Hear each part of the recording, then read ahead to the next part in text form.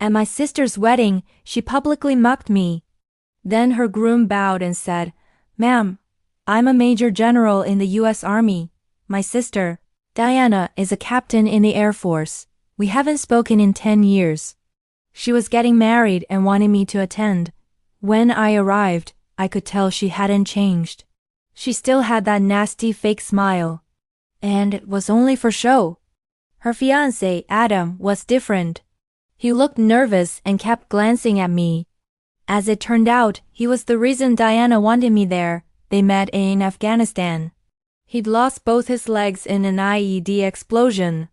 She helped him walk through physical therapy, and now they were getting married. The ceremony went well. I walked Diana down the aisle.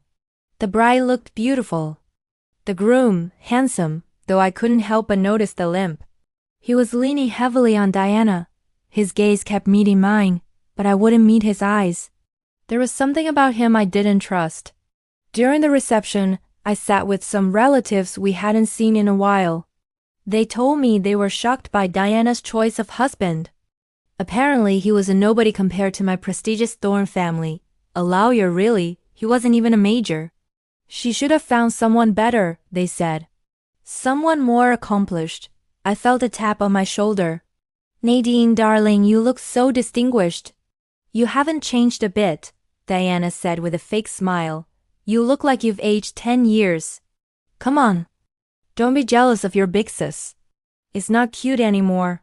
She turned to Adam. "Don't pay any attention to her, honey. She always did have a big ego. That never changed." Adam looked at me apologetically. "Major General Thorne, I'm sorry about how she's behaving. She's under a lot of stress. Please don't mind her." He tried to shake my hand, but I pulled away. "I understand," I said, meeting his eyes for the first time. "It takes a strong woman to admit she needs help. To lean on someone else." "What are you saying?" Diana demanded. "Why are you humiliating my husband? How dare you talk to him like that?" "Why?" "Because I saved his life, something your precious little ego can't comprehend. I was his commanding officer in Afghanistan.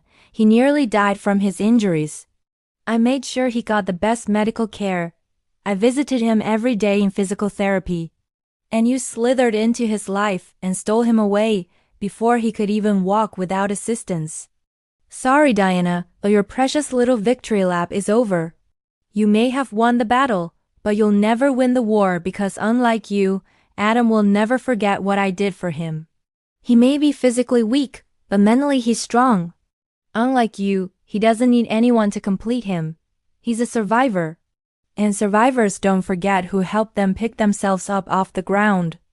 And if he ever tries to walk out of that wheelchair, he'll do it with me, not you."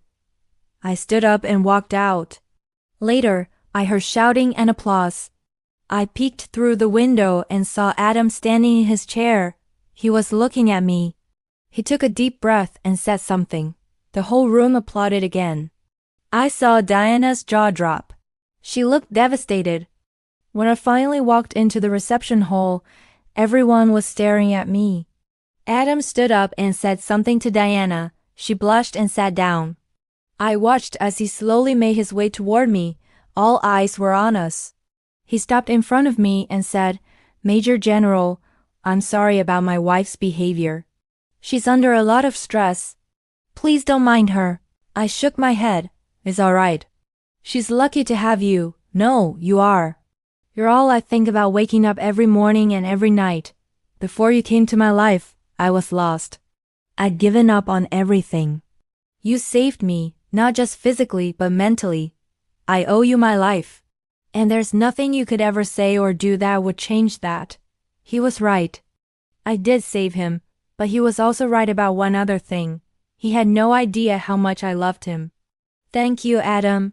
I reached out and touched his face. "You're welcome, Mom."